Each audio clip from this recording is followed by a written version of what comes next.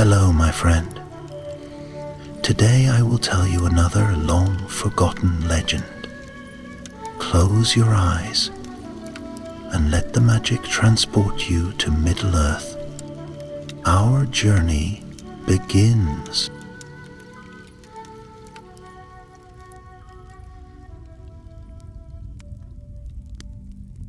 In the days when shadows stretched long over the lands of Middle-earth, before the War of the Ring had come to its climax, a whisper stirred among the free folk, a tale few dared to speak aloud.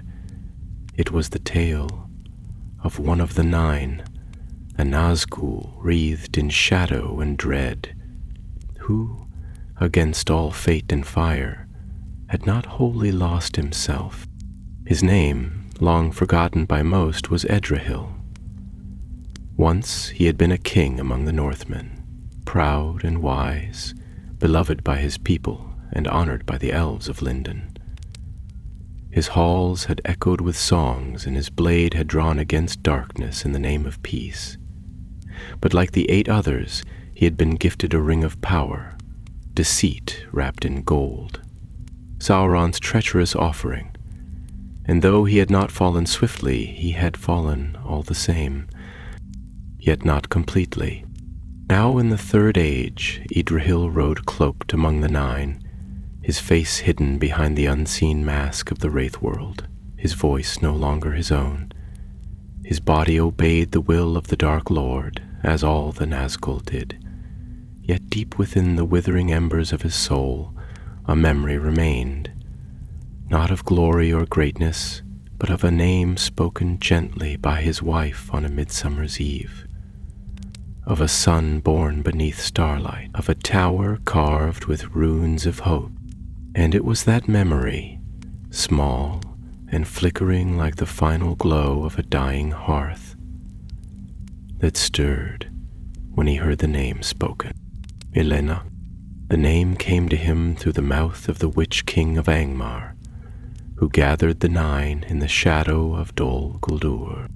A relic of Numenor has been found, the Witch King hissed, his voice like wind through dry bones. A jewel once borne by Elros himself. The Star of Elena, they call it. Sacred to the heirs of Westhones, long lost in the ruins of Fornost, but now unearthed. The other wraiths stirred, but Edrahil's silence held a tremor. Elena, the name of the West, of light beyond the sea. It brought pain, but also clarity. For the first time in centuries, he felt something close to fear, not from his master, but for what this relic might mean. It must not fall into their hands, the Witch King said. It lies buried beneath the roots of the old keep. Go, leave no stone unturned. And so the nine rode out, black shapes on black steeds, invisible to the eyes of men, yet heavy upon the hearts of all creatures that knew dread. They passed through forest and field like a plague, searching for the path to the buried jewel. But Edrahil, though bound by the will of Sauron, found his thoughts wandering. What if the relic were to be found, not by the servants of the Eye, but by one of the faithful? What if it could be saved? The thought burned like fire in his withered soul. In the deep glens of Rudor, where ancient trees whispered of elder days, he lingered one night apart from the others. Shadows swirled, and for a moment he drew his hood back, revealing nothing. No face, no flesh, only emptiness shaped by memory. There, in the hush, he spoke a name he had not dared speak for an age. Alaniel. A soft breeze passed through the glen, stirring the leaves. No answer came, yet Edrahil felt a presence, Perhaps it was only memory, or perhaps something more. The wraiths felt little, desired less, but tonight he desired something. Not power, not vengeance, only redemption. The next day, under a shrouded sky, Edrahil diverged. He broke from the ring of riders, trailing behind, his horse bearing him not toward Fornost, but toward the wild hills west of the Weather Hills. The other Nazgûl did not notice. They had grown accustomed to his silence. He had always seemed the most docile of them, but now he was not silent out of obedience. The word had reached Rivendell, carried by falcon and wind. Elrond, half Aelin, had learned of the relic and of the Nine's movement, and in his hall, beneath a silver-limbed banner of the white tree, he had called forth one of the Dúmdain, a young ranger named Halros, quiet-eyed and steadfast, the son of lesser lords but noble in bearing. "Go north," Elrond had said, "before the shadows gather. Find the Star of Elena and bring it here. It may be the key to turning Sauron's gaze from the north long enough for our hope to strike in the south." And so Halros rode, alone and swift, toward the ruined city. Unseen, Edrahil followed. Not to kill, not to capture, but to guide. Silently, subtly.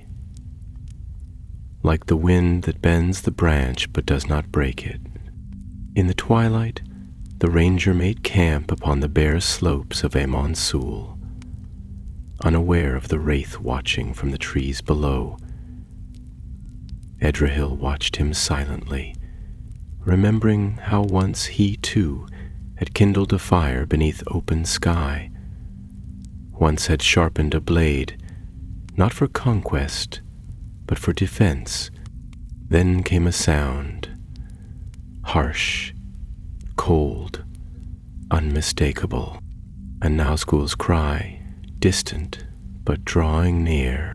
Edrahil turned. His brethren had found the ranger's trail. If he did not act now, Halros would be taken, and the relic lost to shadow. He reached into the folds of his cloak and drew a shard of black iron, a remnant of his own sword, long since broken. With a swift motion he threw it across the stones, striking a rock and sending a sharp echo to the east. The cry of the wraiths turned. They followed the sound, away from the ranger's fire. Halros looked up, wary, then quickly doused his flame and vanished into the dark. From the ridge, Edrahil watched. No thanks would be spoken, no name revealed. But in that moment, for the first time in uncounted years, the shadow within him lessened. He turned, following once more in silence. The hunt had begun. The wind that blew across the hills of Eriador that night carried with it a chill older than winter. It sang through the broken teeth of ruined towers and stirred the long grasses of forgotten barrows, moaning low like voices lost to time.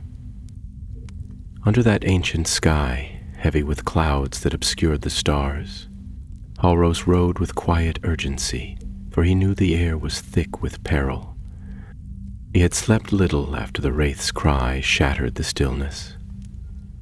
Though no enemy had emerged from the gloom, his heart, attuned to danger, could not find rest. In the gray light before dawn, he struck his camp with swift hands and mounted once more, guiding his horse along the remnants of a path half swallowed by briar and stone. His destination lay far to the north, beyond the Weather Hills, where the bones of Fornost still bore the scars of war long past. The road was perilous not only for the threat of the Nine, but for the wild land itself. The land of Arnor had fallen into ruin, and only the Dunedain still wandered its borders, scattered and few. Once proud cities had risen from these hills, with white walls and tall towers crowned by banners of silver and blue. But that age was gone, and what remained now were crumbling stones and tales kept only by the wise. Yet even in such lands where light had faded, hope had not wholly perished. Halros carried it, though he knew it not. In him ran the blood of the West, though his name bore no crown. He was one of the Watchers, the hidden guardians of the North, tasked with standing against the encroaching dark when others slept. Unseen by his eyes, a shadow moved behind him, ever distant, ever present. Edrahil followed with the silence of a shade. His steed, a great black boast of Mordor's breeding, made no sound upon the earth, and his cloak of sorcery bent the light around him. But his mind, that ancient fragment still unclaimed by the eye, stirred with thoughts unfamiliar to the wraith-kind.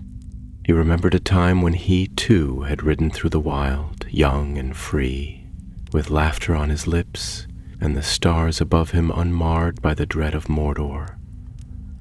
It seemed a dream now, distant and pale, yet each day it grew clearer. The sight of the ranger, the sound of the wind in the pines, the scent of wood smoke.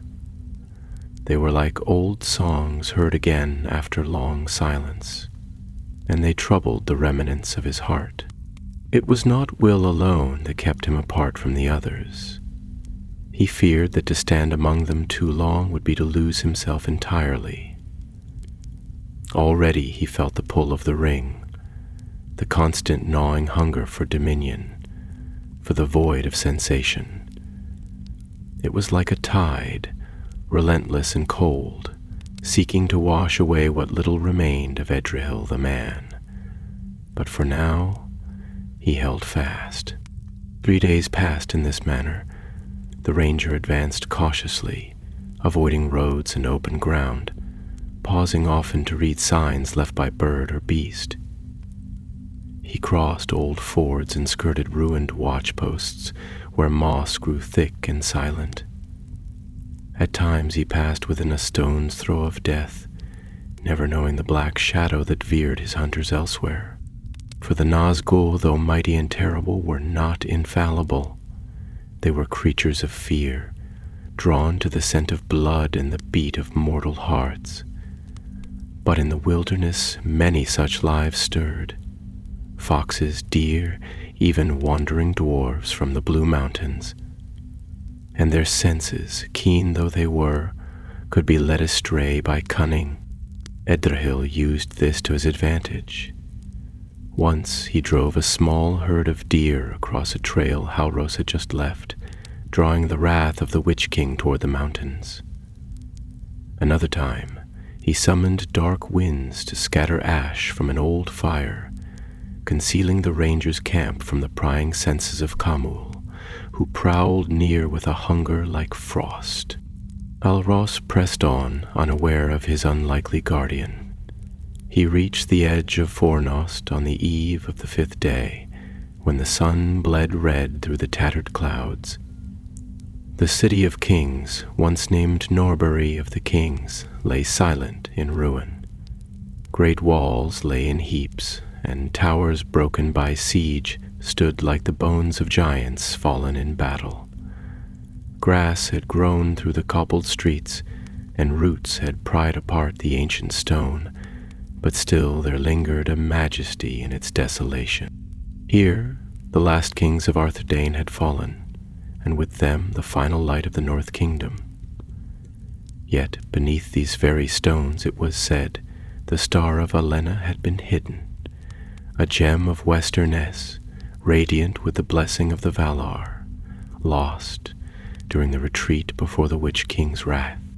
Alros tethered his horse in the shadow of an old gatehouse and moved carefully through the ruins. He bore with him a map copied from the archives of Rivendell, its ink faded and script difficult. But it marked a place deep in the city's heart, a crypt beneath the Hall of Kings, where many treasures had once been laid in secret. Night fell swift, and with it came a silence deeper than before. The very stones seemed to hold their breath. Way far to the south, the Nazgûl circled back, their cries rising once more in the dark. They had sensed it, something old and powerful, calling like a star through the black, and Edrahil knew they would come. He stood upon a rise, gazing down upon Fornost, the city of his forebears. His heart ached with a strange sorrow, not for the fallen walls, but for what had been lost inside them. The honor of men, the memory of light. He knew what must be done. He could not stop the others forever, but he could delay them long enough. He turned his mount toward the east, where the Witch King rode like a storm. His blade, long broken, shimmered faintly in his hand, the magic that bound it to him still lingering like smoke after fire. It would not be enough, but it would have to be. And in the vaults beneath the ruined hall, Halros knelt before a sealed door marked with signs of Númenor. His hand brushed the stone, and it grew warm beneath his touch. The star of Elena was near, but so was the dark. Beneath the moonless sky, Fornost lay cloaked in silence, its broken towers rising like solemn sentinels above the fallen city. The wind had stilled, as though even the breath of the world dared not disturb the hallowed ground upon which kings had walked and perished. Somewhere within its root-bound crypts, the light of an age long past waited in slumber, while shadow crept steadily from the east, drawn by the pulse of that ancient power. Halros, son of Halvor, had entered the darkened halls with wary tread, his cloak drawn close, his eyes swift and watchful beneath his hood. He carried no torch, for fire would draw foes, and his path was lit only by the faint gleam of starlight filtering through shattered vaults and high windows where no glass remained. He moved through the city like a whisper, pausing often to listen, to place his hand upon the stones, to remember the teachings of Elrond and the lore he had studied in the House of Healing and in the library beneath the waterfall. The deeper he went, the heavier the air became, thick with the weight of years and with a stillness that pressed upon the heart like the presence of the dead. Statues of kings and warriors lined the broad hallways, their faces marred by time, their crowns chipped, their blades broken, and yet they stood unbowed, gazing ever forward as though watching for the return of something lost. Perhaps hope, or perhaps vengeance. In a chamber half buried by earth and vine, he found the stair. It descended in a wide spiral, its steps worn by countless feet long turned to dust. Upon the wall, the emblem of Elendil remained, 7 stars and a crown above a tree, carved deep and filled with silver that still caught what little light there was. He passed beneath it with a whisper of breath and began his descent. Above the city, upon the eastern ridge, Edrahil waited astride his shadowed steed, unmoving as stone. The cries of the Nazgûl had ceased, but he felt them, gathering, nearing, their will fixed upon the heart of the ruin. The Witch King, his master and his doom, led them now, drawn by the relic that had lain hidden through long centuries. Edrahil knew he had but little time. The spell of concealment he had cast would not hold them for long, and when it broke, the hunt would be fierce and without mercy. His thoughts turned again to the relic, the Star of Elena, Jewel of the West, gifted to Elros by the elves of Erisea, its light a fragment of the joy that had once bathed Numenor in its youth. Such treasures were rare now, scattered or lost, but they held power still, power to inspire, to shield, to rekindle the dying courage of men. If the Nine took it, Sauron's grasp upon the north would tighten like iron thorns about the last roots of hope. But if it were brought to Rivendell, if Elrond or Gandalf laid hands upon it again, then perhaps the light would shine once more, not only in the hidden halls of the elves, but in the hearts of men who had not yet bowed to despair. Edrahil turned from the ridge and urged his mount forward, riding swiftly down a path known to few, a hidden trail that wound through the hills to the rearward approach of Fornost. He would meet the others before they reached the city gates, and he would delay them, though it cost him what little remained of his soul. Below the city, in the crypt's embrace, Halros reached the final door. It was carved of black stone veined with white, sealed not with iron, but with words. Upon its lintel, runes in Quenya shimmered faintly in the gloom, their power undiminished by time. He spoke them aloud, uncertain, for the tongue was not his own, and his voice trembled as he did so.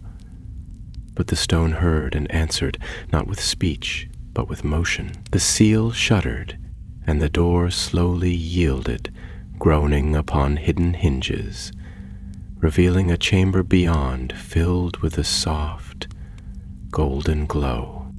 The light was not bright, but warm and living, like sunlight remembered in winter. Upon a pedestal of white marble, encircled by a ring of standing stones carved with the likenesses of ships, stars, and trees, the Star of Elena lay. It was no simple gem, but a star-shaped crystal, pale blue and silver, its facets shifting like water touched by starlight. As Halros approached, the light pulsed gently, and he felt a peace settle over him, as though the burdens of the world had grown lighter. He knelt and reached for it, and as his fingers closed about the gem, he heard, not in sound, but in the silence, a song, distant and fair, the voice of the sea upon distant shores. Tears filled his eyes, and he bowed his head, overcome. But even as he held it, the darkness stirred. From the hills to the south came a wailing cry, shrill and terrible, echoing across the land. It was answered at once by others, rising like the howls of wolves. And the night was torn asunder by the coming of the Nine. Edrahil reached the base of the eastern hill, drawing rein upon a narrow ledge where the rock dropped away into shadow. His brethren rode behind him, swift and wrathful, their forms flickering like firelight through smoke. He turned his steed and stood before them, his hood cast back, his sword drawn, not the blade he had borne in life, but its ghost, forged anew from the remnants of will. The Witch King halted at the sight of him, his form taller than the rest, his voice a blade drawn from ice. "You stray, Edrahil. The master calls."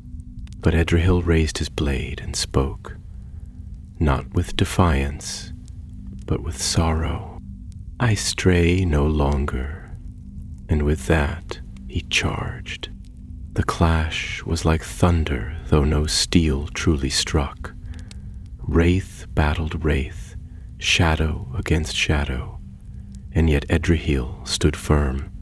His blade, forged of memory and grief, met theirs and held them at bay, though his strength waned with every heartbeat. Below, Halros heard the storm rise.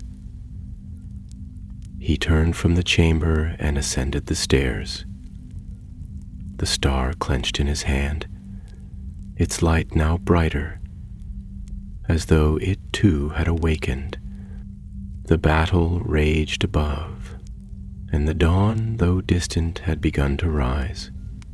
The stars faded slowly from the sky as the first pale hues of morning began to rise in the east, yet the light did not reach the hills of Fornost, for there the darkness lingered still, thick and fell, as though some vast wing had been drawn across the heavens. In that place where once kings had walked and banners flown in pride, a new battle was kindled, not for conquest, but for time, not to claim, but to delay. On the wind-blasted ridge that overlooked the eastern approach, Edrahil stood alone against his brethren. And though his form bore no flesh and his limbs no sinew, yet he moved with the grace of one who remembered life, and with the strength of one who had known honor. His blade, though no mortal weapon, gleamed faintly in the gloom like silver fire, and he held it high, as the first of the 9 rode toward him. Kamal the Easterling, ever eager for the kill, led the charge. The wind howled about his form, black and swift, his shriek like iron upon stone. But Edrahil met him with a cry of his own, low and deep, a sound wrought not of terror but defiance. Their blades met with a burst of shadow, and though neither could wound as mortal men wound, the force of their clash cast sparks into the unseen world, where light and dark do battle beyond the sight of those who walk in flesh. The other wraiths circled, uncertain for a moment, for they had not known one of their number could resist the will of the Eye. But the Witch King came now, terrible and wrathful, and his presence settled the matter. His voice rang out like thunder, commanding, not pleading. "Fall back, Edrahil. Your will is broken. You are one of us." But Edrahil did not yield. He turned his blade toward the Witch King and answered in a voice steady as stone and fierce with memory. "I was one of the Edain, son of kings. I fell, but I am not fallen, and I will not let you pass." Then they came upon him in force, and the battle was joined in earnest, though no song would ever be sung of it, for it was a battle of the spirit, where no blood was spilled and no standard flew. Yet it was battle none the less, and fierce beyond words. The ground trembled with their passing, and the trees groaned as though in pain, and the air itself grew bitter and cold. Meanwhile, far below, Halros emerged once more into the city's ruins, the star of Elena clutched to his breast, and its light now casting long shadows upon the stones. He saw the dawn rising over the eastern hills, and the smoke-like forms that gathered upon the ridge. And though he did not yet know the full measure of what was unfolding, he knew that peril was near, and that he must not tarry. He passed swiftly through the fallen archways and over broken streets, weaving between tumbled columns and shattered walls. His feet found sure ground, though the way was rough, for he had been trained in the wild places, and his strength had not yet failed him. The relic pulsed in his hands with a rhythm like a heartbeat, and with every step he felt the weight of his task more keenly. For the star was not merely a jewel, nor a talisman only. It was a vessel of light, filled in the elder days with the spark of that same flame that burned in the Silmarils, though lesser and gentler. It had been borne by mariners who sailed into shadow, and had come forth again into the light. It had shone in the hands of Elros, and rested upon the breast of kings long buried. Now it came again into the world, and it would not be hidden long. Then the eye of Sauron had felt its awakening. As Halros made his way through the city's western edge, he heard the rising clash upon the wind, the scream of the Nazgûl, and beneath it another cry, one he could not name. He paused, half turning to gaze upon the ridge, and for a moment he saw them, the 9 coiling like serpents in the air, and one who stood apart, cloaked as they were, yet ringed with a strange light. He could not understand what he saw, but he felt it stir his heart. Then a voice rose within him, not his own, and yet familiar, as though remembered from a dream. Go now, while the way is open. He did not question it. He turned and ran, swift as a hart, passing out through the city's gate and down the long slope that led into the wild. The relic's light shone like a beacon now, no longer hidden, and behind him the shadows turned. Edrahil faltered. Though his will remained, his strength waned. The others pressed upon him with relentless fury, and the Witch King bore down with a wrath terrible to behold. The Nazgûl did not know pity nor mercy, and now they saw in him not a traitor only, but a threat, a crack in the foundation of their eternal servitude. The Witch King raised his hand and summoned a dark wind, and with it came fire not of the world, but of the void beyond, a cold flame that devoured rather than burned. It struck Edrahil like a hammer, and he staggered, his blade dimming in his hand, but still he stood.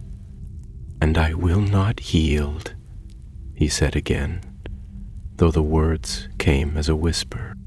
"You are nothing," the Witch King spat, "a remnant, a ghost." "I remember my name," Edrahil said, and in that moment it rang clear and bright in his mind, and the light of the star, though far below, flared in answer. Then the sound of hoofbeats came from the north, faint at first, then growing louder. Another rider entered the field. Halros had summoned aid, though unwittingly.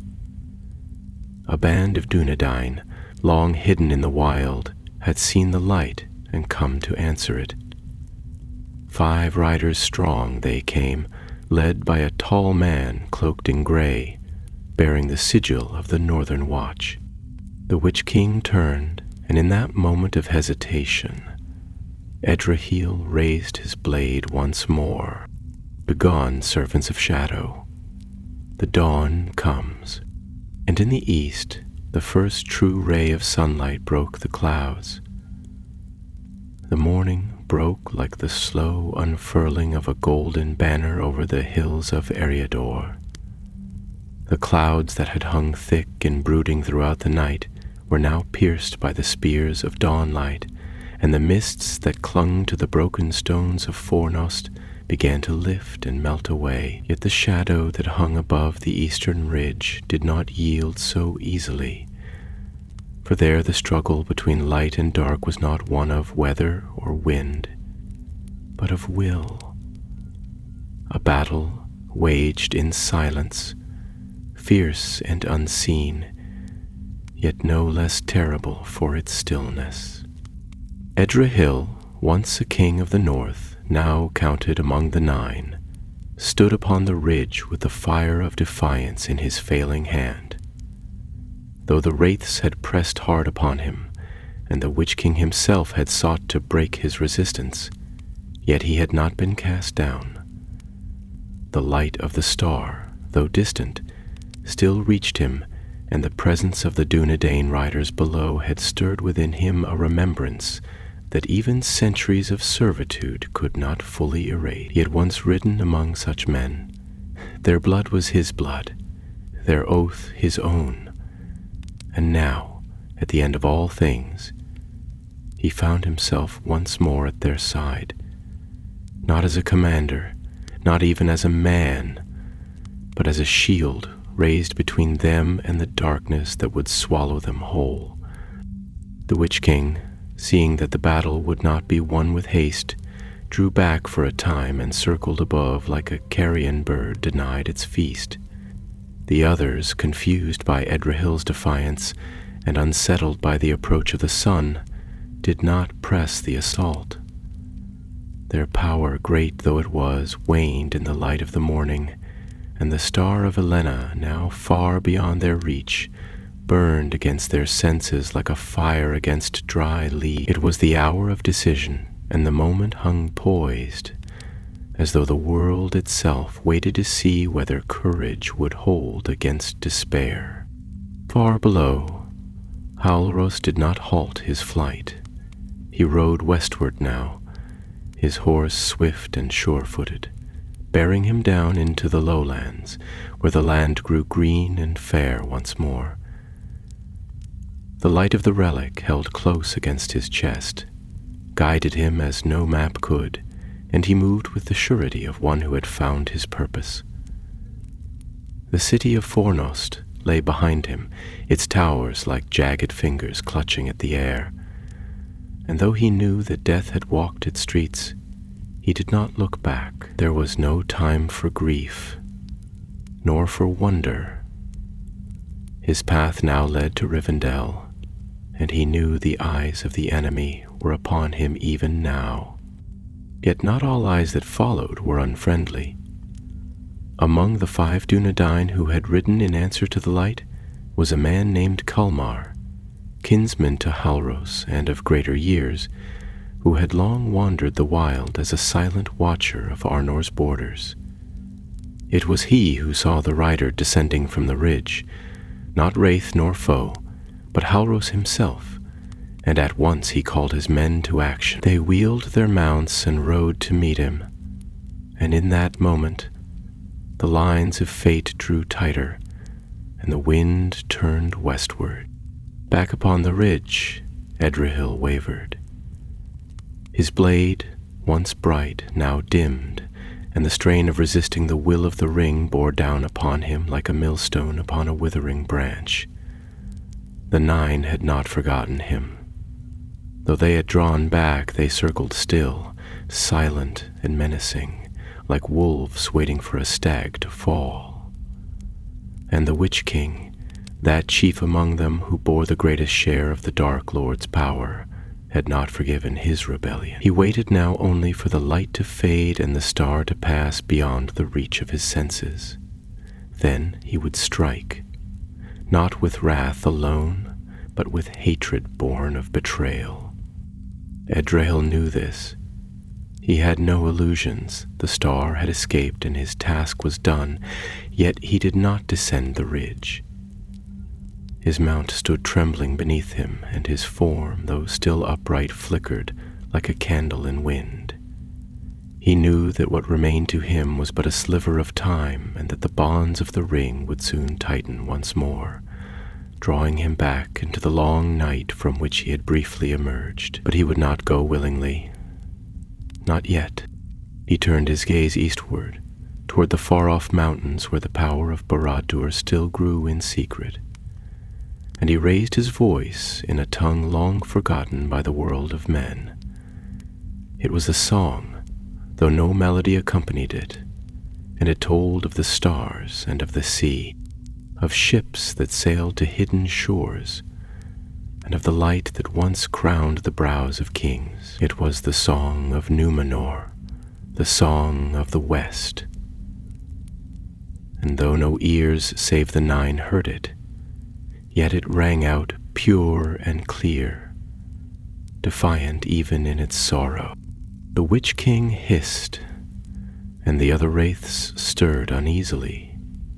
Such songs were not for their world, and even now, with so many ages past, they recoiled from its memory. For a moment they hesitated, and in that pause Edrahil lowered his sword and turned to the west. He rode slowly now, not in flight but in farewell, descending from the ridge in the first light of morning, the city of Fornost behind him, the lands of Arnor stretching before, he made his way toward the place where the Duodyne had gathered. He knew he could not follow the ranger to Rivendell. The bonds of the ring forbade it, but he would see Halros safely beyond the reach of shadow, and then perhaps he would find a place to rest. The Duodyne met him at the foot of the ridge, their weapons drawn, their faces grim, for they saw a figure cloaked in black, faceless and still, bearing the shape of death. But Kalmar, keen-eyed and wise, held up his hand, and the others did not strike. He looked upon Edrahil and saw there something strange. No malice, no hunger, but sorrow deep and old as the sea. "Who are you?" he asked, though he did not expect an answer. But Edrahil spoke, and his voice was like the whisper of wind through leaves in autumn. "I am one who walked in darkness, and for a little while turned toward the light." Then he turned from them and rode away, his form already fading in the strengthening dawn. The riders did not follow, for they knew not what they had witnessed, and none among them wished to tread that path. Ulrose, standing apart, held the star of Elena close and watched the black rider vanish into the mist. He did not speak, but in his heart he felt a weight lift, as though a gate had closed behind him, and the way forward had been cleared by unseen hands. And far behind them, upon the broken ridge, the Witch King let forth a cry of fury, and his voice echoed through the hills like the sound of a tower falling. But it was already too late. The land west of Fornost, though marred by age and shadow, still bore traces of the beauty it had once possessed. Broad hills rolled like waves beneath the sky, clothed in grasses that whispered of forgotten summers, and copses of old trees stood in solemn vigil over the fields where no plow had turned the soil for many generations. The road that once had led from Norbury to the Tower Hills lay in disuse, overgrown and broken, yet the Duodyne remembered its course, and Helros, with Kalmar and his companions beside him, followed its hidden line as they hastened toward the safety of the western wilds. They rode with care, though the urgency of their errand pressed upon them like a rising tide. The star of Elena, now secured in a satchel bound with elven cords, pulsed faintly with light that did not fade with the coming day.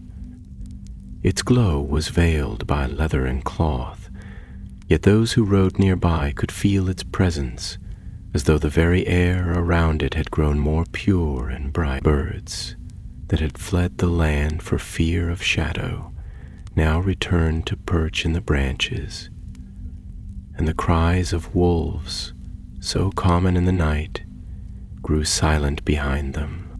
Halros said little, for his heart was full. He had witnessed a thing beyond the reckoning of his people, a Nazgûl who had not wholly fallen, who had turned against the will of the Dark Lord and stood, if only for a moment, between the servants of evil and the light they sought to destroy. The memory of that shadowed figure who had raised a sword not in malice but in sacrifice lingered with him like the echo of a great bell struck far off. He had not known his name, nor whether any remnant of the man he once was remained. But he felt in his bones that something noble had passed from the world, and it grieved him, though he did not fully understand why. As the sun climbed higher, they made camp beneath the eaves of a stand of beech trees, their smooth gray trunks catching the light like silver pillars. The horses, weary from their flight, were given feed and water, and the rangers took their rest in turn. Kalmar sat apart from the others, gazing eastward with a thoughtful brow. At length Halros approached and seated himself beside his kinsman, and for a time they were silent, listening to the rustle of leaves above them and the murmuring of a small stream nearby. At last Kalmar spoke, his voice low and grave. "There are things moving in the world, Halros, that even the wise do not speak of. I have wandered long in the Northlands, and I have seen the stars change above the ruined towers. The old powers are not wholly gone. Some sleep, some watch, and some, like the one we saw, stir again for a moment before they pass." Halros nodded slowly, his eyes distant. He turned against the 9. He stood alone. Kalmar turned to him then, his gaze keen and searching. "Did you know him?" "No," Halros answered, though even as he spoke the word it felt uncertain on his tongue. "I saw him once, and only briefly. Yet it was enough. He seemed to know what we carried, and he gave us time." Kalmar looked away again, and for a while said nothing. Then with a slow breath he murmured, "There is a name remembered in the northern songs, passed down from the days before the fall of Arthedain. Edrahil, he was called, last king of the hill folk of Rudar. Though he bent the knee to Arvelig in the final war against Angmar, he vanished in the dark years after the coming of the Witch King. And some said he was taken, others that he fell. But the elves sang of him as one who loved the stars and the sea, and who wept when the white ships no longer sailed." Halros turned sharply, his breath caught. "That name, I heard it once, in a dream." "Then perhaps you have seen more than you know," Kalmar said, and his voice grew softer still. "If he it was, then his fate is a bitter one. But there is honor yet in defiance, even at the end." They spoke no more of it, for the day wore on, and the path ahead still lay long. That evening they set out once more, following the stars as they kindled in the darkening sky. The wind blew fresh from the west, and it carried with it a scent of pine and sea salt, though the ocean was still leagues distant. The relic continued to shine, a silent star of their own, and by its light they moved unseen through lands once watched by many eyes. But behind them, far off in the east, the wrath of the 9 had not faded. Though Edrahil had vanished and the trail grown cold, the Witch King had not abandoned his hunt. The relic's light had touched the world, and the eye of Sauron had felt it. Orders had been given in the black tower of Barad-dûr, and new servants now stirred, creatures not cloaked in shadow, but in flesh, bound not by the rings, but by chains of blood and sorcery. In the valleys of the misty mountains, orcs gathered, summoned from their holes by drums and fire.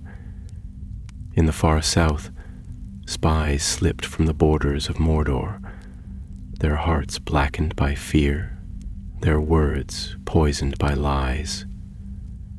In the east, among the dark men of Rune, whispers of the star passed from ear to ear, twisted and bent by the will of the Dark Lord, until they spoke not of light, but of a weapon that could turn the tide of war.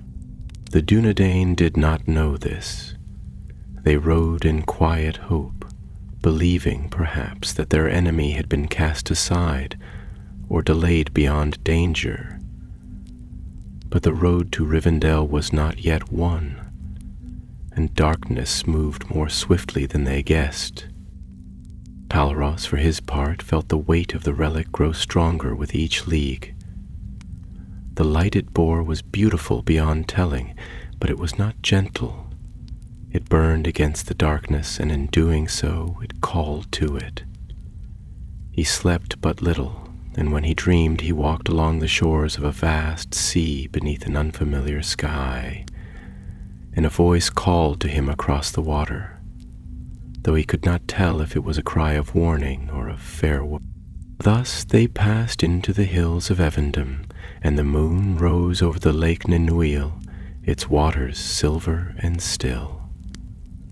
They made their camp upon its southern shore, and there they rested for a night, beneath the stars of the west.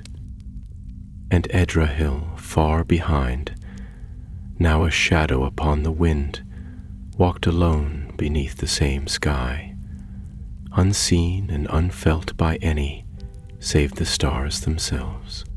The waters of Lake Nenúil, known to the elves as the Mirror of Twilight, stretched far and wide beneath the light of the waxing moon, calm and bright as a polished shield of silver.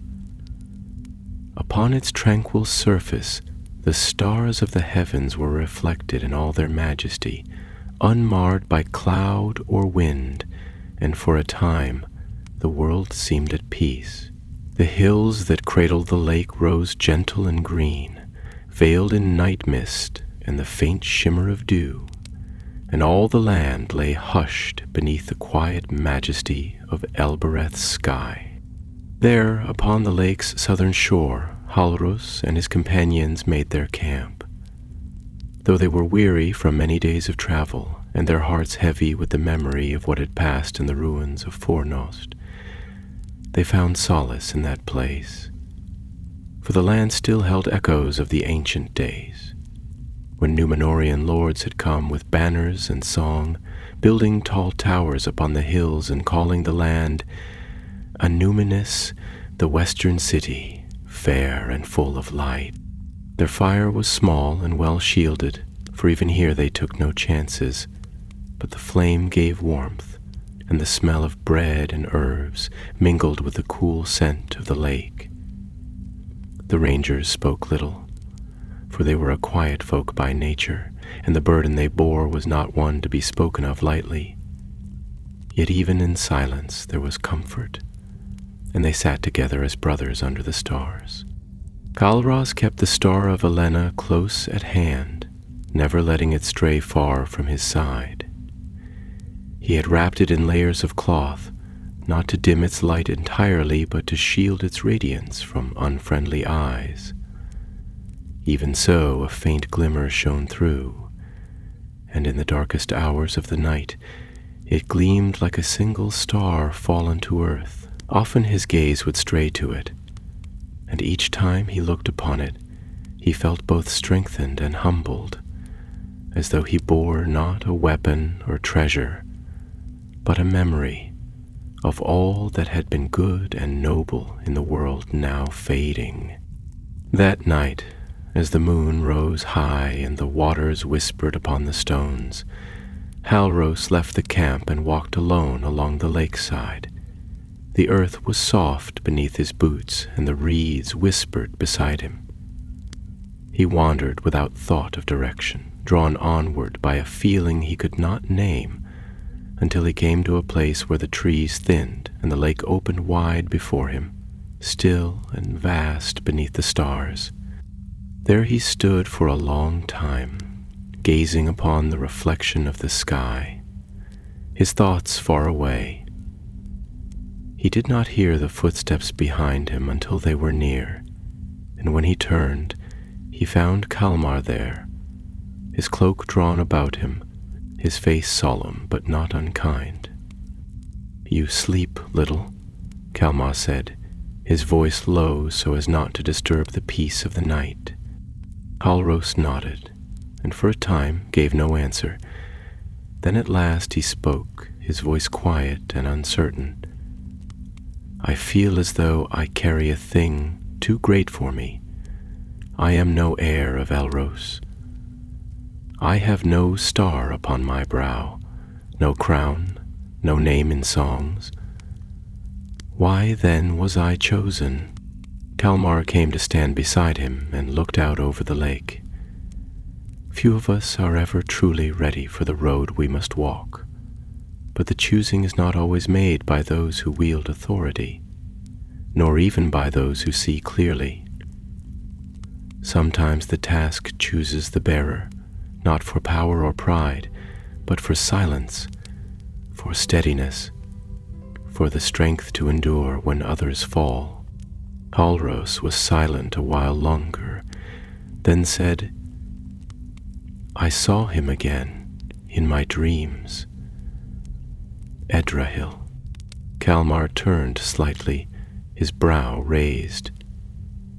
You dreamed of him? It stood upon a high cliff overlooking the sea, Hallros said slowly, as though recalling it even as he spoke. It was not as I saw him last. He was whole, or nearly so. His face was veiled, but he turned to me and raised his hand, and I felt no fear, only sorrow. Kalmar nodded, and his gaze returned to the lake. Perhaps he seeks rest, or remembrance. Dreams are strange things, especially when they come near relics of great power.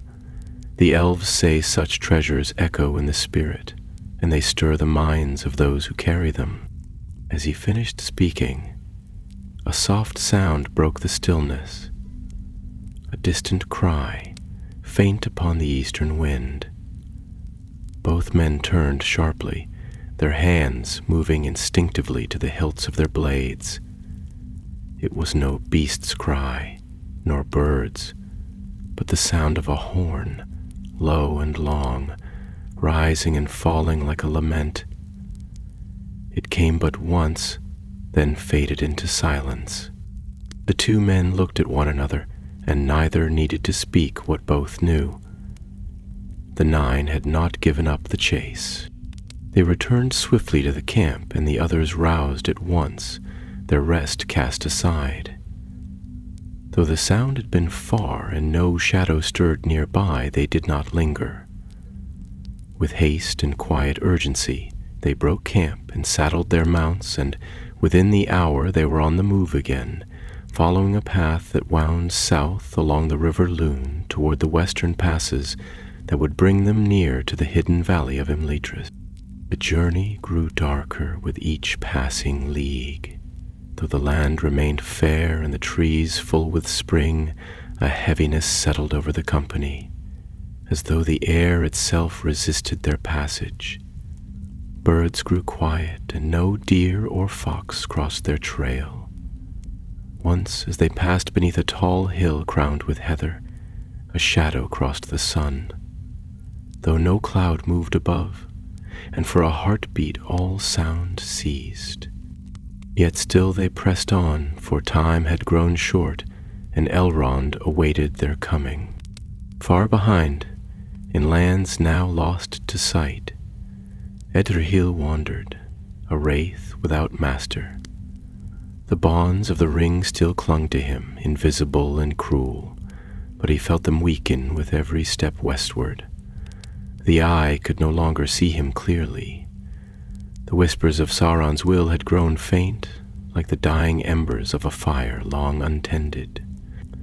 He walked now not by command, but by memory, drawn westward by a longing that had no name. He came at last to a hill above the lake, and there he stood in silence as the night deepened.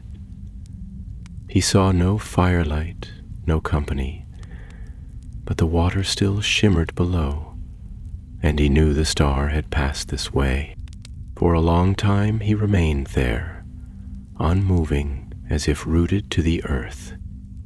Then he knelt upon the grass and placed one hand upon the soil, and though no tears could fall from eyes that no longer wept, the sorrow within him flowed like rain. And far above, the stars kindled anew, bright and watching. The road turned southward now, skirting the outer hills of the Blue Mountains, where the land dipped into hidden vales and ran beside swift brooks that tumbled down from stony heights. Though the trees were fewer in this country, and the wind sharper, still the land was fair, and signs of spring stirred along the winding paths. White-blossomed hawthorn lined the ridges, and pale flowers rose in clusters among the moss-covered stones, small yet defiant, blooming in silence where few now passed. Hallrose rode at the head of the company, the star of Elena close to his breast, its light veiled yet not quenched. The burden of it had grown no lighter, yet he bore it now, not as a weight, but as a flame to be shielded, not feared. Often his hand rested upon it through the wrappings, and at times he thought he could feel its pulse in rhythm with his own heart, as though some deeper strength moved within it, beyond even the knowledge of the why. Their company was smaller than those who once rode with banners and horns, yet it held within it the dignity of old. For these were the last sons of a fading house, guardians of a realm that no longer stood, and they bore themselves with the quiet pride of those who serve not for glory, but because the duty was laid upon them. Kalmar rode beside him still, watchful and silent, and the others followed close, their eyes ever upon the ridges, their ears keen for the sound of pursuit. Though the 9 had not been seen again upon the road, there was little comfort in their absence. The silence itself had grown heavy, and all the signs of the wild spoke of some great movement concealed from mortal sight. Birds that once sang now flew in restless flocks, and at night the wolves howled not with hunger, but with fear. Once they passed a glade where the grass was burned and the trees withered. Though no fire had touched them, the ground there was bitter and dead, and none would speak as they passed. On the 3rd day after leaving Ninhuil, they reached the western marches of Eriador, where the land rose into a long ridge, crowned with stones too worn to bear markings, yet still standing in a ring as though placed there in ages past for purposes long forgotten. There they rested, for the horses had grown weary, and the men had eaten little. And it was Kalmar who spoke first. "We are near now to the hidden roads," he said, his voice low, for though the wind was calm, the air seemed to press close about them. "A day more, perhaps 2, and we shall come to the borders of Imladris. Yet I do not think our passage shall be unmarked." Hallrose turned to him and saw the same unease reflected in the faces of the others. It was not fear that troubled them, but the deep weariness of those who sense the eye of a great storm drawing near. The sky, though clear, seemed too bright, as though the light bore no warmth. The wind carried no bird-song, only the rustling of leaves and the distant cry of some unseen beast. That night they made no fire, and each man took his turn on watch. Hallrose kept the 2nd watch, and as the moon passed high above the land, he stood upon the edge of the ridge and looked out over the plains below. He held the relic in his hand, uncovered now, and its light cast long shadows upon the stones behind him. He thought of Edrahil, of the hill above the lake, and of the voice that had spoken in his dream. Suddenly, from the east there came a faint sound, a murmur upon the wind, like the moaning of a horn, but deeper, older, as if the very stones of the hills were crying out. It passed swiftly, no louder than a breath, but it brought with it a chill that struck to the bone. Hallrose turned at once and woke Kalmar, who rose without a word and listened with eyes narrowed to the dark. "It is the summoning," he said at last, "not for us, but near us." Something moves beneath the surface of the land. They broke camp in silence at the first light of dawn and rode without pause. The hills grew steeper and the paths more treacherous, for they had entered now into the uplands that bordered the hidden valley. Few had passed this way in many years, save the scouts of Rivendell or the wandering kindred of the Dunedain, and the land did not welcome strangers. Rocks slipped beneath the hooves of their horses, and the trees grew close together. Their limbs twisted as though shaped by winds from a time before memory. Yet Halros pressed on, and the light of the relic did not falter. Unseen to them, far to the rear and drawing nearer with each hour, came a host that did not ride but crawled. Things of flesh and bone, bred in deep pits beneath the earth, and bound by oaths of blood to the will of the Dark Lord. Not the Nazgûl now, but orcs of the mountains, led by a chieftain black of helm and cruel of heart, sent forth not to recover the star, but to slay those who carried it and cast its light into ruin. They moved swiftly and with craft, guided by whispers and the scent of old magic, and their feet made little sound upon the stone. As dusk fell upon the 7th day of their flight, the rangers came at last to the ancient stones that mark the border of the hidden realm. There the air grew lighter, and a faint scent of flowers came upon the breeze, though none could be seen. The path curved between two great boulders, carved long ago with signs in elven script, and beyond lay a trail that descended sharply into a deep vale, cloaked in mist and guarded by enchantments. No evil thing could break unaided, but the enemy was near, and the stars were not yet kindled. Kalmar gave the order, and they moved with all haste down the narrow path, their horses slipping on the mossy stone, their eyes ever watching the heights above. Halros rode last, bearing the star uncovered now, for its light had grown strong, and he knew that in the gathering dark only its brilliance would hold the shadow at bay. Behind them the howling rose, harsh and many-throated, and black forms began to gather upon the ridges. Halros turned once, his hand upon the hilt of his blade, and for a moment he thought he saw a figure upon the highest peak, cloaked and still, watching the flight below. It did not move, nor did it follow, but he felt no fear in its presence. Then the path curved, and the mists of Imladris rose to greet them.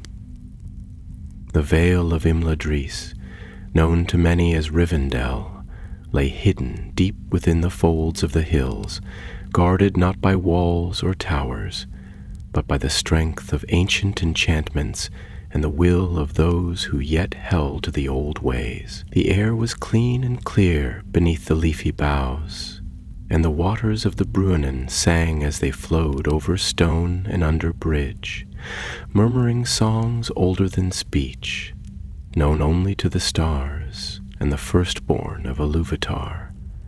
No evil thing could cross that boundary unbidden, for the power that dwelt within the valley had not waned, though the world beyond grew ever darker.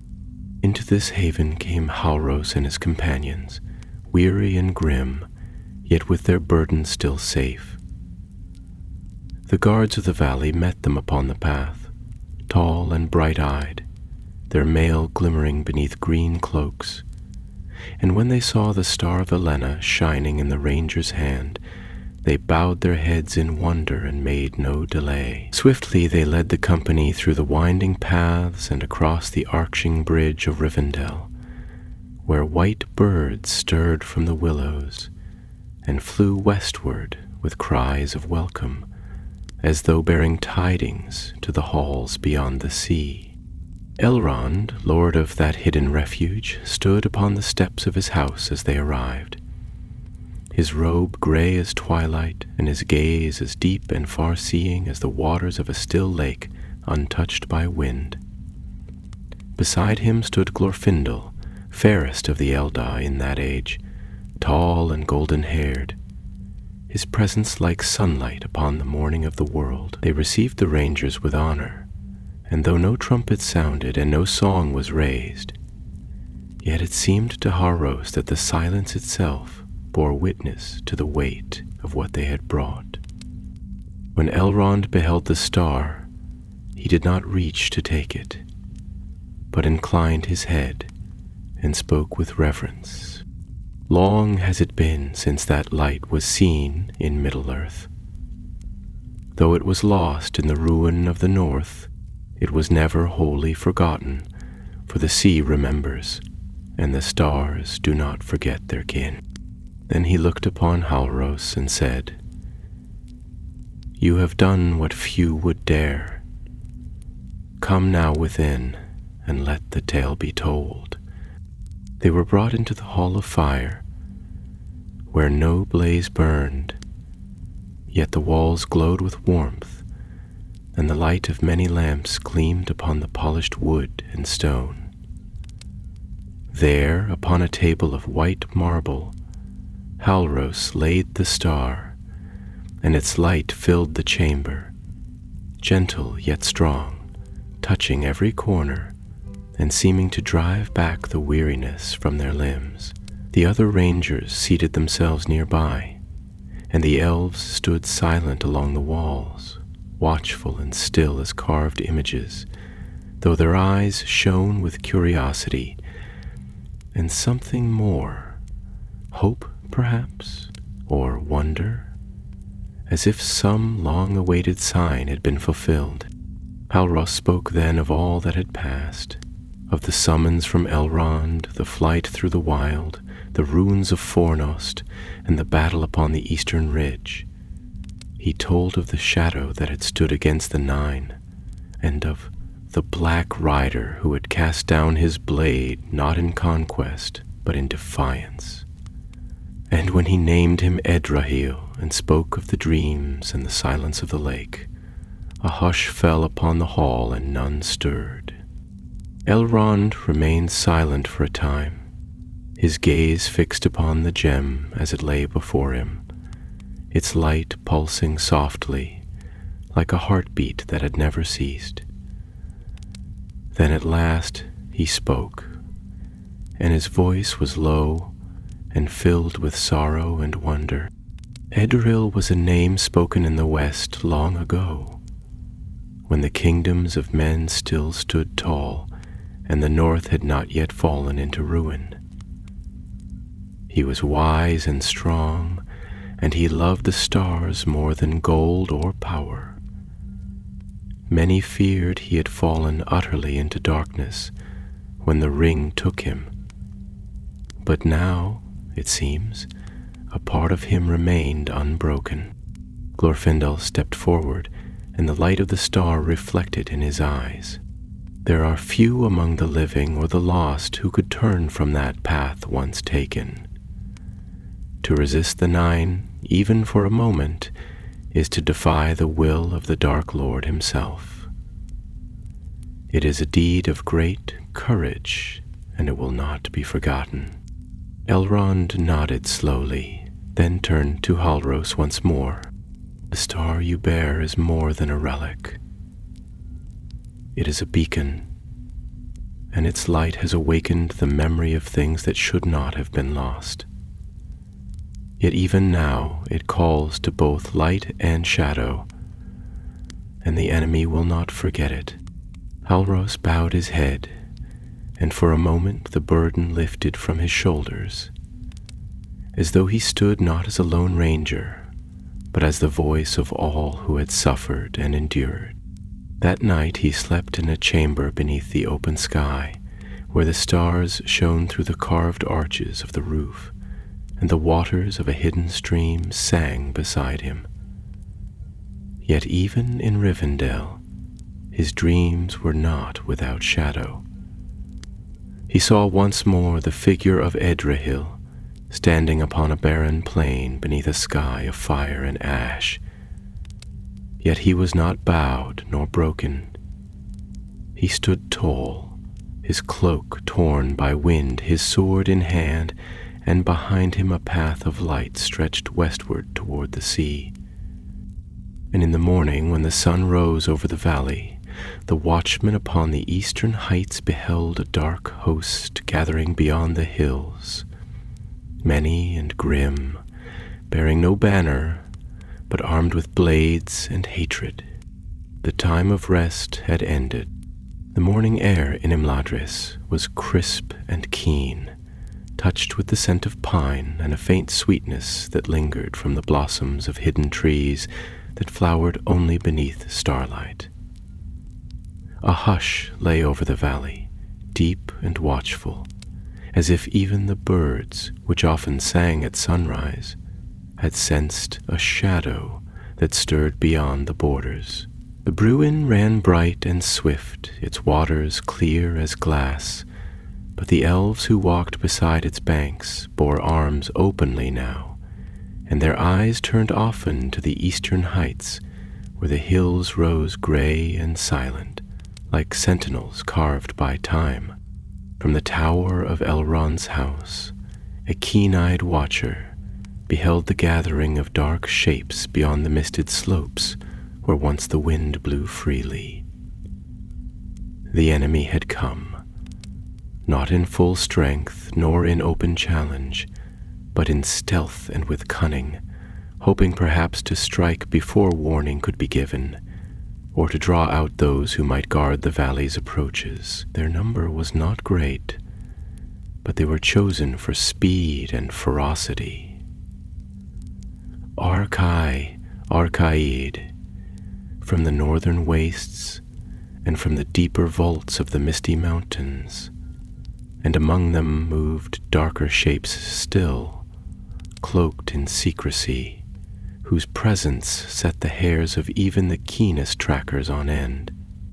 Elrond, standing upon a high balcony beneath a canopy of carved stone and ivy, received the tidings without surprise. His gaze, though calm, darkened as he turned his thoughts to the relic now housed within his halls. The star of Elena, its light veiled but not extinguished, pulsed softly in the chamber below, and even within the house of healing and song, its presence was felt as a call and a warning. Halros was summoned ere the sun had climbed the full height of the sky, and he came at once to the hall of council, where the sons of Elrond stood beside their father, their cloaks gray and their mail bright. Eladon and Elrohir bore the look of those who had ridden far and fought often. Though their faces remained fair and clear-eyed, they greeted the ranger with honor, for word of his deed had gone swiftly through the valley, and among the elves it was spoken that few had carried such a burden with so steady a hand. Elrond looked long upon him, and at length he said, "You have come far, and the work you have done is no small thing. Yet the road has not ended, and the shadow moves still. The relic you have borne has awakened the gaze of the eye, and already the servants of the enemy seek to reclaim what they have lost. They will not cross our borders easily, but neither will they cease in their pursuit." Then he turned to his sons and said, "Gather what strength you may. The valley must not be drawn into battle, but nor can we allow our foes to roam unchallenged. Let the watchers be doubled and the passes closed. If they seek a prize, they will find only ruin." The brothers bowed, and with quiet words and swift feet they left the hall. To Halros, Elrond spoke again. "You must rest while rest may be taken, for the burden you have borne weighs not only upon the body, but upon the heart. The light of the star is not a flame only, but a mirror, and it shows not only the face of the world, but the soul of the one who carries it. Halaros inclined his head, and though he felt the weariness in his bones and the weight of many sleepless nights upon him, he did not speak of dreams, nor of the shadowed figure who haunted the edge of his thoughts.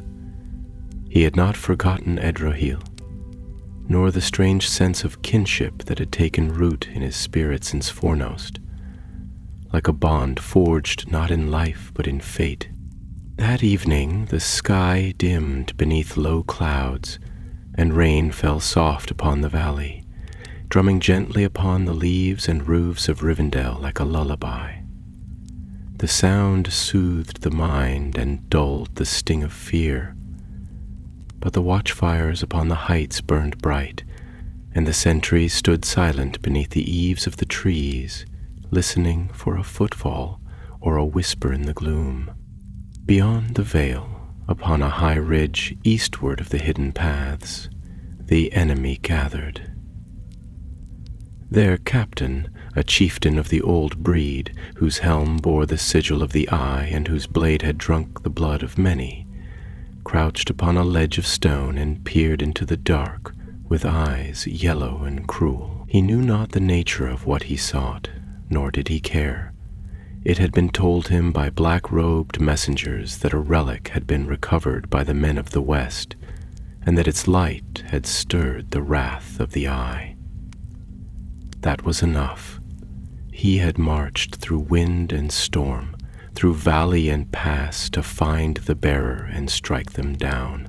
The mountains had opened for him, and the pale moon had watched him come. Now he waited for the sign to strike.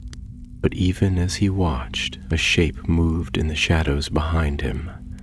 Silent and tall, it stepped from the dark as though it had always been there, though no footstep had been heard nor scent caught upon the air. The orcs nearest to it fell back with snarls and growls, their hands tightening upon spears and knives, but they did not attack. They had seen such a figure before, once or twice, in nightmares or in whispered tales told in the deep pits of their master. The shape did not speak, nor did it draw a blade, but the chieftain turned and met its gaze, and its breath stilled. No face was visible beneath the hood, yet he knew this was not one of the Nazgûl sent from the east. It bore no crown, no gauntlets of iron, and its presence did not crush the will like those 9 terrors who served the Dark Lord openly. And yet its presence was heavy, and it seemed to look through him, not with hatred but with sorrow. The chieftain snarled and raised his weapon, but the shape did not flinch. It raised one hand, empty save for the remnants of a broken ring that gleamed faintly with a light that was not wholly dark. Then it turned and was gone, vanishing as mist from a morning field, and the air grew colder where it had stood. That night no order was given to strike. The orcs held their position, but their songs grew quiet, and none laughed. For Edrahil had passed among them, unseen and unknown. He had not come to fight, nor to lead, but to watch. And perhaps, if the hour grew desperate, to intervene one final time. And far below, in the hidden valley, Halaros dreamt once more of a tower upon the sea, and a man who stood alone beneath the stars, waiting for a ship that did not come. The dawn that broke upon Rivendell the next day was pale and cold, shrouded in a silver mist that clung to the trees and drifted slowly through the archways and bridges of that fair refuge. The elves moved with quiet grace through the waking light, their cloaks gray and their eyes ever turned eastward. There was no sound of horn nor clashing of arms, for Rivendell was a place of healing, not of war. But in the stillness there was tension, like the hush that falls before a storm. The air itself seemed to listen. as if waiting for tidings not yet spoken. Helros rose early, before the sun had fully cleared the eastern hills, and walked alone beside the Bruinen. The waters flowed swiftly over the stones, clear and cold, murmuring in a tongue older than speech. And he found in their song a measure of peace. Though his heart remained heavy, the dreams had returned, as vivid as ever, and though no voice had spoken to him in waking hours, he felt as though a presence watched his steps, not as a hunter follows prey, but as a brother might watch the road for a weary trip. He paused upon a moss-grown stone beside the river, and drew forth the star of Elena from beneath his cloak. Its light was soft in the gray morning, not bright like flame, but steady, as though it listened also. As he gazed upon it, the wind rose, and the branches above him whispered, and he thought once more of the man who had turned against the Nine-Ard, not with the pride of the mighty, nor the wrath of the wronged, but with sorrow and sacrifice, and a fading will that yet clung to memory. He was not alone long. Kalmar joined him, the elder ranger silent as he approached, his footsteps falling softly upon the damp grass. For a time he said nothing, but stood beside Halros, his gaze fixed upon the river and the mist that drifted low upon the water. At length he spoke, and his voice was grave. There is movement upon the heights. The elves say the watchers have seen shapes beyond the trees. Scouts, perhaps, or worse. The enemy does not come in force, but they seek something, or someone. Alros did not speak at once, but then he lifted his eyes and said, "It is the relic. They feel its light, even though they do not understand it. It draws them like a beacon in the dark." Kalmar nodded slowly. "And you believe they will strike?" "I believe they already have," Halros said, his hand closing over the jewel once more. "Not with blades, perhaps, but with fear, with silence. Even here, the peace of Rivendell is shaken." "Then the time has come," Kalmar said, turning to him fully now. "You must give it into the hands of Elrond. The burden was not meant to be borne alone." Alros hesitated, for though he had never claimed the relic as his own, yet a strange bond had formed between them, one not of possession, but of trust. Yet he knew Kalmar spoke truly, and that the hour was now upon them when secrets must be shared, and the light brought fully into the sight of those who had the strength to guard it. They returned together to the house of Elrond and were received once more in the Hall of Fire, where elves now stood armed, though their weapons were sheathed and their faces calm. The Lord of Rivendell sat beneath a banner of the stars, his hands folded before him, and Glorfindel stood nearby, his golden hair unbound, his eyes bright with purpose. When Halros placed the star upon the table, unveiled and shining, a hush fell upon the hall, and even the lamps seemed to dim in the presence of its light. Elrond rose, and he spoke in the tongue of the Eldar, words of praise and remembrance, naming the relic in full, the Silithil Eleni, the jewel of the West Star, born in ages past by Elros Tarmanjadr, first king of Númenor. He reached forth and took it into his hands, and as he did, a subtle change came over the room. The air grew clearer, and the darkness that lingered in the corners fled. The jewel blazed for a moment like the first star of evening, and in its light was reflected a memory of all that had been good and noble in the hearts of men. Yet as the light grew, a shudder passed through the hall, so faint it might have been mistaken for a tremor in the floor.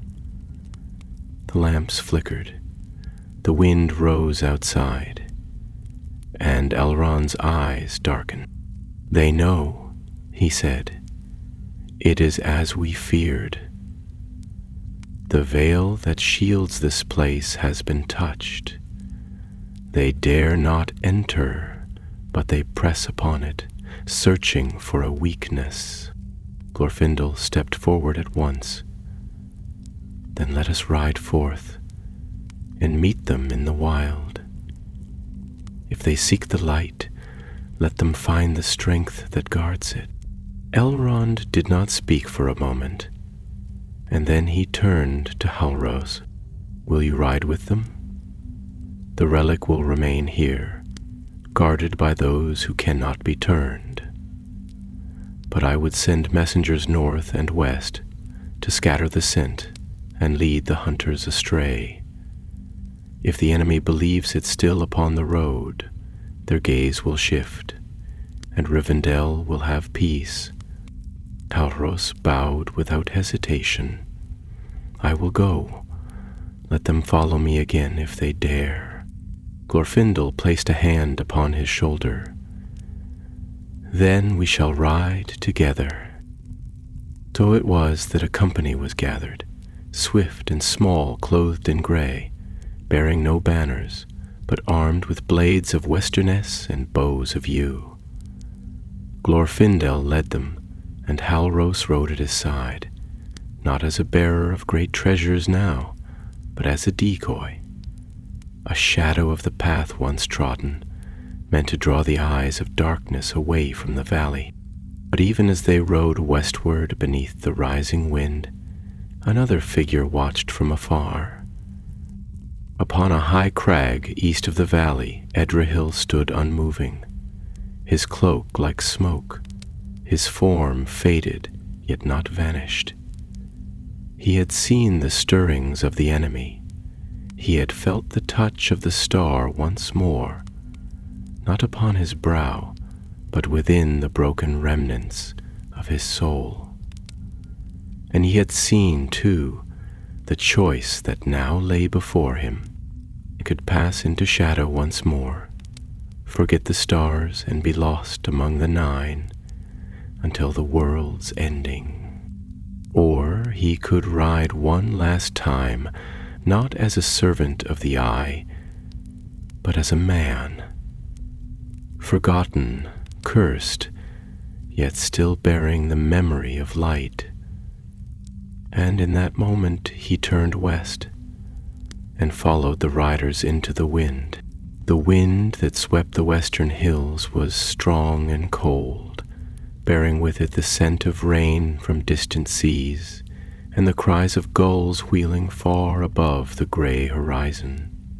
Clouds marched across the sky in long battalions, their edges bright with the setting sun, and the light that fell upon the land was golden and grave, like the memory of a song once heard in childhood and half forgotten. It was a light not of beginnings, but of endings, of last stands and final journeys, and it shone now upon a company of riders that moved swiftly through the highlands west of Rivendell, cloaked in silence and purpose.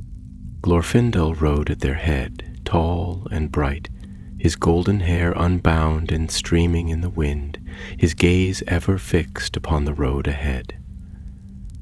At his side rode Halros, grim and resolute, no longer a mere ranger of the wild, but a man who had carried the light of the west and stood unbroken before the shadows of the past. Behind them rode others of both elves and men, chosen for speed and stealth, bearing no banners, their mail veiled and their weapons sheathed. They moved like a breath upon the land, swift and silent, their course winding through the secret ways, known only to the oldest lore.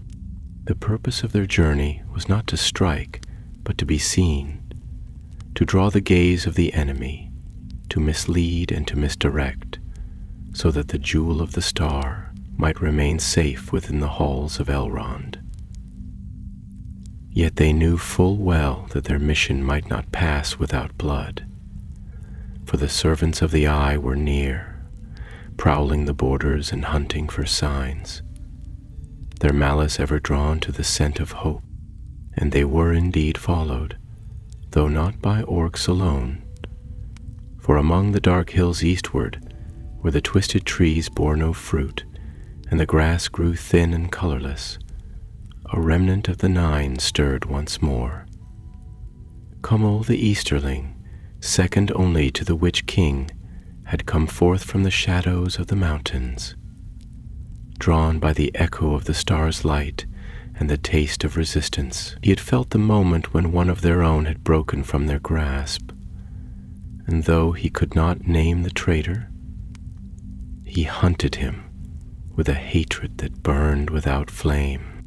Night fell upon the world like a great cloak, heavy and still, and the stars came forth, veiled at first, but then burning clear. The riders made camp upon a bare hilltop, ringed with stone, a place once sacred to the Duendane of old, where kings had spoken oaths beneath the open sky. There they kindled no fire, but kept watch in turns, each warrior wrapped in his cloak, eyes fixed upon the dark beyond. The wind whispered through the standing stones, and the silence was deep. Halrose sat apart, his thoughts far away. Though the star no longer lay upon his breast, he felt its absence like a wound not yet closed. He remembered the voice in his dreams, the figure upon the tower, the sorrow in eyes that had long forgotten joy, and he wondered, not for the first time, whether Edrahil still walked the world, or whether the last of him had faded with the light. He did not know that even then, upon a ridge above the camp, a shadow stood watch, neither foe nor friend, but something between. Edrahil, once king, once wraith, now only memory made flesh, gazed down upon the sleeping warriors and felt within himself a stirring that he could not name. He had come this far not by command, but by will, drawn onward by the echo of a name, the glimmer of a face, and the hope that perhaps, even for one such as he, redemption might yet be found. He had no voice with which to call, no hands to raise in greeting, yet still he stood there, as silent as the stars, watching those who rode in his stead. Then, upon the far slope, movement stirred. The enemy had come, swift and cruel, moving in darkness, their weapons drawn, their eyes filled with hunger. Orcs from the north, driven by orders they scarcely understood, guided by a greater malice that watched from afar. They crept low along the rocks, seeking to encircle the hill and strike before dawn. But Idro saw them, and in that moment he made his choice. He stepped forth from the ridge, and though no light shone from his form, and no horn marked his passing, the orcs felt his presence like a wave of cold, and many halted, confused and afraid. They saw a figure cloaked in black, standing alone upon the path, and though he bore no banner and spoke no challenge, something in him turned their courage to ash. Cumhal came then, black and terrible, his shriek rending the night like ice splitting stone. He flew upon a great beast of wing and claw, a shadow of ruin, and the stars dimmed above him. He saw the figure standing there and knew at once what he faced.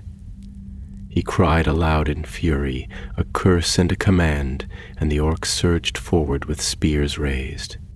But Edril did not yield. He raised his broken sword once more, and in his hand it blazed faintly, not with fire, but with memory, of stars, of the sea, of a child's laughter in a hall of stone. And he spoke a single word in the tongue of the West, long forgotten by all save the wise. Ella. Then he cast himself against the foe, not with the fury of wrath, but with the strength of sacrifice, and the darkness reeled. The battle that followed was brief and fierce.